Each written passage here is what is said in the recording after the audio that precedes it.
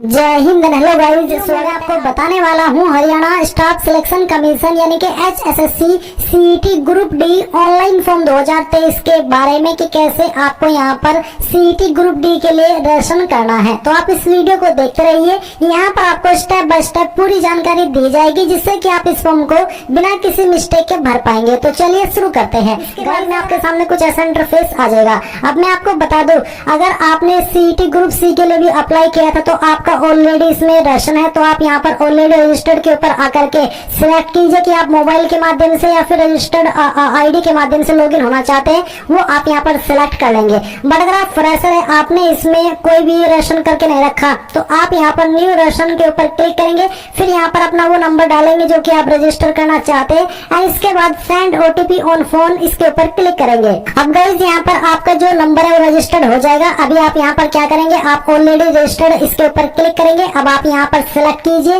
Mobile वाला section और इसके बाद में आप यहाँ पर अपना मोबाइल नंबर फिर से एंटर करें, लॉगिन के ऊपर क्लिक करें। इसके बाद में फिर से एक OTP जाएगा, वो आपको यहाँ पर डाल करके वेरीफाई करना है। अब आपके सामने यहाँ पर कुछ इस तरह से इंस्ट्रक्शंस आ जाएंगे। इंस्ट्रक्शंस आप सभी चेक करेंगे। चेक करने के बाद में आप यहाँ पर नीचे आइए, आई एग्री के ऊपर क्लिक कीजिए और सबमिट के ऊपर क्लिक कर दीजिए। सबमिट के ऊपर क्लिक करने के बाद में आपके सामने यहाँ पर इस तरह से इंटरफेस आ जाएगा जो कि अब आप वीडियो में देख सकते हैं। बोला please enter your education detail in step 3। तो आप यहाँ से इसको पहले कट कर दीजिए। कट करने के बाद में आपके सामने पहले स्टेप फर्स्ट, जहाँ पर आपको बोला है सिलेक्ट रेसिडेंट ऑफ हरियाणा, यानी कि आप हरियाणा के निवासी है, आपके पास यहाँ का निवास प्रमाण पत्र है। दूसरा है कि permanent address in Haryana but not resident, यानी कि आपका जो परमानेंट एड्रेस है वो हरियाणा के अंदर है बट आपके पास निवास प्रमाण पत्र हरियाणा का नहीं है, तो आप ये वाला ऑप्शन सिलेक्ट करेंगे। फिर है नॉन रेसिडेंट ऑफ हरियाणा, आप हरियाणा के निवासी नहीं है और आपके पास कोई निवास प्रमाण पत्र भी नहीं है। तीसरा है अदर नॉट हैविंग, परिवार पहचान पत्र और आधार ID, ये वाला फोर्थ वाला ऑप्शन है। अगर आप यहाँ पर आपके पास कोई परिवार पहचान पत्र भी नहीं है, आधार ID भी नहीं है, तो आप ये वाला ऑप्शन सिलेक्ट करेंगे। तो इनमें से जो भी आपका स्टेटस है उसके अकॉर्डिंग आप यहाँ पर सिलेक्ट कर लीजिए। ये सिलेक्ट करने के बाद में गाइस यहाँ पर इस तरह से आपकी जानकारी फैच की जाएगी। आपको बोला है डू यू हैव परिवार पहचान पत्र यानी कि PPP ID, अगर हाँ तो आप यस करेंगे, नहीं तो आपको नो करना। अगर आप यस करते हैं तो फिर आप यहाँ पर आपकी जो परिवार पहचान पत्र ID है वो देंगे और फिर यहाँ से आपकी जानकारी फैच कर ली जाएगी। बट अगर आपके पास नहीं है तो आप यहाँ पर नो करेंगे। नो करने के बाद में बोला कि search your PPP family ID bye entering your Aadhaar number, यानी कि आप यहाँ पर आपका आधार नंबर डाल करके भी आपकी PPP फैमिली ID को सर्च कर सकते हैं। तो गाइज मैं यहाँ पर नॉन रेसिडेंट ऑफ हरियाणा हूँ, इसलिए मैंने यहाँ पर ये वाला ऑप्शन सिलेक्ट किया है। और इसके बाद में यहाँ पर गाइज आपके सामने कुछ ऐसा इंटरफेस आ जाएगा।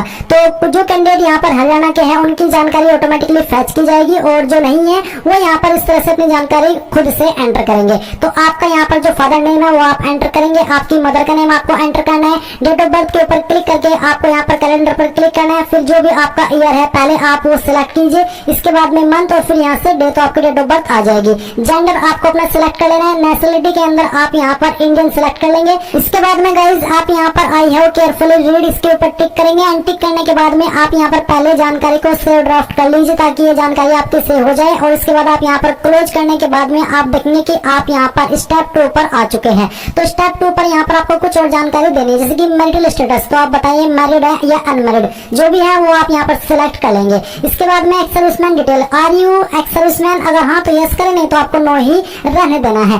Caste category detail, caste category आपकी कौन सी है, अगर आप अदर स्टेट से है तो आपको जनरल के अंदर रखा जाएगा। बट अगर आप हरियाणा से ही इस फॉर्म को भरे तो आपको यहाँ पर सभी कैटेगरी के ऑप्शन देखने को मिलेंगे। आपकी जो भी कास्ट कैटेगरी है वो आप यहाँ पर सिलेक्ट कर लेंगे। इसके बाद में जो भी आपकी कास्ट कैटेगरी है उसको दोबारा सिलेक्ट करके आप वेरीफाई कर देंगे। बेंचमार्क डिसेबिलिटी में पूछेगी इज कैंडिडेट डिसेबल्ड, यानी कि आप विकलांग है और आपकी विकलांगता 40% या उससे ज्यादा है, अगर हाँ तो आप यस करेंगे, नहीं तो आपको नो ही रहने देना है।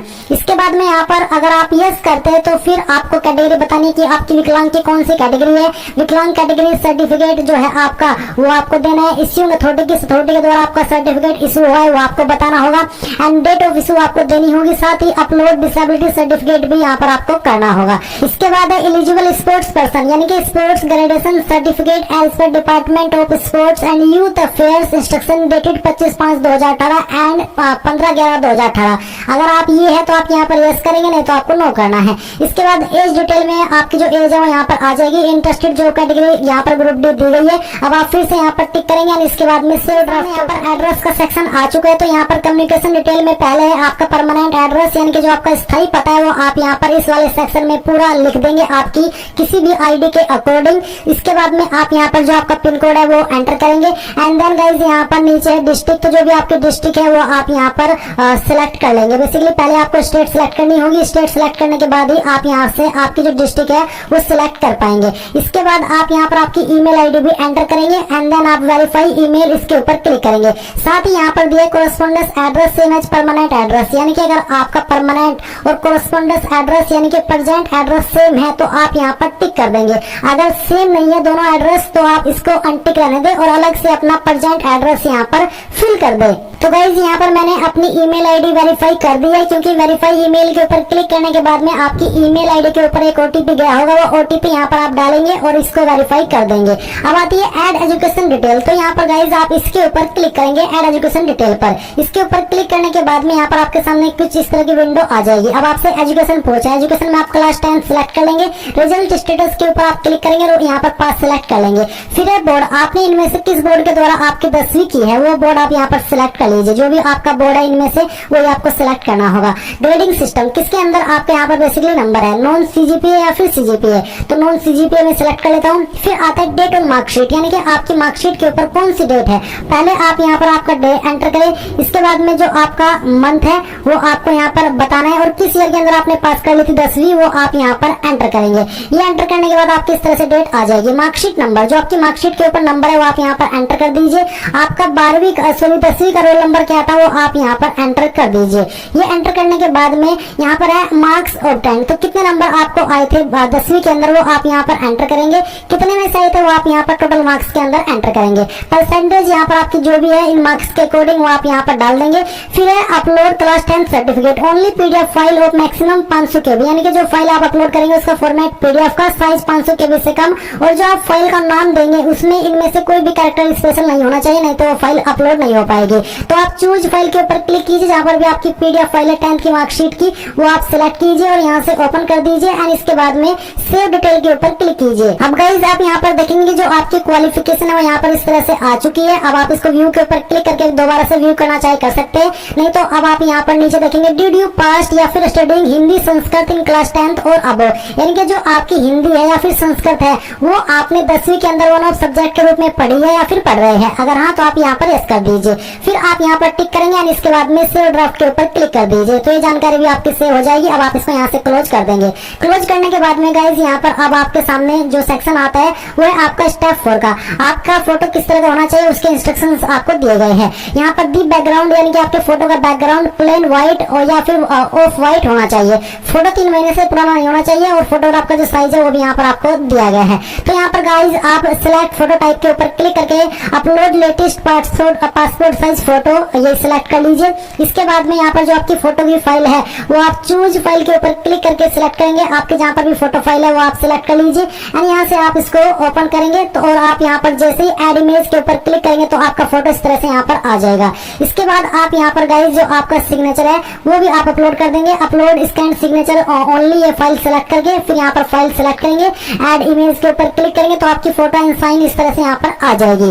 फिर आप यहाँ पर टिक करेंगे और इसके बाद आप सेव ड्राफ्ट के ऊपर क्लिक कर दीजिए। अब गाइज यहाँ पर आपके सामने स्टेप 5 आ चुका है फॉर्म का, जहाँ पर सोशियो इकोनॉमिक क्राइटेरिया से जुड़े हुए कुछ सवाल है। जैसे कि पहला सवाल है कि any person from among the applicant या फिर एप्लीकेंट फादर या फिर मदर या फिर स्पाउस या फिर ब्रदर या फिर सन ही इज वाज और has been a regular employee in any department, यानी कि कोई भी पर्सन आपकी फैमिली से ये इनमें से कोई भी हो सकता है जो कि यहाँ पर दिए गए हैं, क्या वो किसी डिपार्टमेंट या बोर्ड या कॉर्पोरेशन या कंपनी या फिर statutory body commission authority of government of Haryana या any other state government of India के अंतर्गत इससे बिलोंग है, यानी कि बिलोंग करते हैं यहाँ से इनमें से कहीं से भी, चाहे वो आपका फादर हो आपकी मदर हो या फिर आपके पति पत्नी भाई, तो आप यहाँ पर यस करेंगे, नहीं तो आपको नो करना है। इसके बाद गाइज यहाँ पर आता है अपलोड नो जॉब सर्टिफिकेट। अब ये नो जॉब सर्टिफिकेट क्या है और कहाँ से मिलेगा मैं आपको बताता हूँ। तो जो मैंने आपको हमारी वेबसाइट बाद में आपको यहाँ पर नोटिफिकेशन के पेज नंबर 24 पर आना है और आप देखेंगे अनेक्सर ये वाला 4 जिसमें कि format of no job certificate to be verified by tehsildar. तो आप यहाँ पर आपका नाम, यहाँ पर सन डॉटर यानी ये फादर का नाम, यहाँ पर आपका जो एज है वो जो भी होता है वो वाला, इसके बाद में रेसिडेंट ऑफ में आपको डिस्ट्रिक्ट का नाम देना है। इसके बाद में डेट है date I have to apply for the post of against category number, जो आपका एडवर्टाइजमेंट का नंबर है कैटेगरी नंबर है वो आप यहाँ पर लिखेंगे। एडवर्टाइज नंबर आप यहाँ पर लिखेंगे। डेट जो एडवर्टाइजमेंट नंबर नंबर के ऊपर है वो डेट डालेंगे एंड इसके बाद में यहाँ पर that my triple P no Aadhaar ID जो भी है अगर कोई है तो आप यहाँ पर लिख देंगे। ये आपका बेसिकली वेरीफाई जो तहसीलदार है उनके द्वारा वेरीफाइड होना है। यहाँ पर आप पहले डेट लिखेंगे verification report of numberdar MC या फिर report of patwari verified by tehsildar and deponent में आप यहाँ पर सिग्नेचर करेंगे। तो बेसिकली आप यहाँ सर्टिफिकेट बना लेंगे, इसको वेरीफाई करा लेंगे तहसीलदार के द्वारा और उसके बाद में आप यहाँ पर चूज फाइल के ऊपर क्लिक करके जहाँ पर भी आपकी फाइल है वो आप यहाँ पर सेलेक्ट करेंगे एंड इसको इस तरह से अपलोड के ऊपर क्लिक करके अपलोड कर देंगे। तो ये फाइल आपकी यहाँ पर इस तरह से अपलोड हो जाएगी। आप इसको क्लोज कर देंगे। क्लोज करने के बाद में यहाँ पर गाइज आप इसको डाउनलोड भी कर सकते हैं अगर आप करना चाहते हैं। फिर आपसे पूछे कि is father of candidate is disease, यानी कि जो कैंडिडेट है उनके जो फादर है क्या उनकी मृत्यु हो चुकी है, अगर हाँ तो आप यस करें, नहीं तो आप नो ही रहने दें। अगर आप यस कर दे तो फिर आपको death certificate number, issuing authority और इश्यूइंग डेट देनी होगी। साथ ही जो डेथ सर्टिफिकेट है वो भी अपलोड करना होगा। फिर पूछा है कि is as election for government जो employee and ex serviceman of army, क्या आप इससे बिलोंग करते हैं, अगर हाँ तो यस करें, नहीं तो आपको नो करना है। Work experience, are you employed with government of Haryana regular ad hoc contract, अगर हाँ तो आप इसके ऊपर टिक कर दीजिए एंड टिक करने के बाद आप यहाँ पर एक्सपीरियंस सर्टिफिकेट भी देंगे। अगर आप नहीं, आपके पास कोई एक्सपीरियंस नहीं है इनमें से किसी भी तरह का, तो आप इसके ऊपर टिक मत कीजिएगा। पहले ऑफ सबमिशन ऑफ एप्लीकेशन, कहाँ से आप इस फॉर्म को भरे हैं उस जगह का नाम आपको यहाँ पर एंटर करना है। ये एंटर करने के बाद में आप यहाँ पर टिक करेंगे एंड इसके बाद में सेव ड्राफ्ट के ऊपर क्लिक करेंगे। अब गाइस यहाँ पर जितनी भी जानकारी आपने भरी है वो आप यहाँ पर प्रीव्यू के ऊपर क्लिक कीजिए और यहाँ से ओके कर दीजिए। प्रीव्यू के ऊपर क्लिक करने के बाद बेसिकली जो भी जानकारी आपने भरी है उसका प्रीव्यू आपके सामने आ जाएगा। आप यहाँ से पूरी की पूरी जानकारी वेरीफाई कर लीजिए। अगर आपको लगे कहीं पर कोई जानकारी गलत है तो आप यहाँ पर बैक में जाकर के इसको सही कर लीजिएगा, नहीं तो अब आप यहाँ पर फाइनल सबमिट के ऊपर क्लिक करके यहाँ से ओके कीजिए। ओके करने के बाद में यहाँ पर देखेंगे ऑल डिटेल सेव्ड सक्सेसफुली। अब आप इसको क्लोज कीजिए। क्लोज करने के बाद में गाइज यहाँ पर आप आएंगे और आपको यहाँ पर डाउनलोड एप्लीकेशन फॉर्म इसका ऑप्शन मिल जाएगा। आप यहाँ पर डाउनलोड एप्लीकेशन फॉर्म इसके ऊपर क्लिक कीजिए। इसके ऊपर क्लिक करने के बाद में यहाँ पर गाइज जो आपका एप्लीकेशन फॉर्म है इस तरह से आ जाएगा। आप इसको प्रिंट कर लीजिए और डाउनलोड कर लीजिए। डाउनलोड करने के बाद में यहाँ पर है अपलोड एप्लीकेशन फॉर्म, तो आपको यहाँ पर आपका एप्लीकेशन फॉर्म अपलोड करना है। तो आप यहाँ पर आपका एप्लीकेशन फॉर्म फाइल सिलेक्ट करेंगे एंड इसके बाद में यहाँ पर टिक करेंगे और फिर ऐड डॉक्यूमेंट के ऊपर क्लिक करेंगे। इसके ऊपर क्लिक करने के बाद में यहाँ पर गाइज जो आपका एप्लीकेशन फॉर्म है वो अपलोड हो जाएगा। अब आपके सामने इस तरह से इंस्ट्रक्शन है, आप यहाँ पर टिक कीजिए एंड देन मेक पेमेंट के ऊपर क्लिक कीजिए। मेक पेमेंट के ऊपर क्लिक करने के बाद में गाइज आप यहाँ पर फिर से एक बार लॉगिन कीजिए अपने नंबर के द्वारा। लॉगिन करने के बाद में यहाँ पर गाइज फिर से आप पेमेंट के पेज पर आ जाइए और उसके बाद में आप यहाँ पर टिक कीजिए और मेक पेमेंट के ऊपर क्लिक कीजिए। अभी गाइज यहाँ पर पेमेंट को जमा करने में कुछ प्रॉब्लम आ रही है और शायद ये प्रॉब्लम इसलिए आ रही है क्योंकि अभी भी वेबसाइट शुरू हुई है। मे भी कुछ टाइम के अंदर इस प्रॉब्लम को सही कर लिया जाएगा और आप अपनी यहाँ पर सक्सेसफुली फीस को जमा कर पाएंगे। तो अब मैं ट्राई करूंगा पार्ट 2 के रूप में। अगर आप चाहेंगे कि सर हमारे से फीस जमा नहीं हो रही, हमारे सामने भी यही एरर आ रहा है, अगर आपके इस बारे में कमेंट आएंगे तो मैं आपके लिए पार्ट 2 की वीडियो बना दूंगा जिसमें कि मैं आपको पेमेंट का प्रोसेस बताऊंगा जो कि कुछ टाइम के बाद में भी सही हो जाएगा। तो आपको कमेंट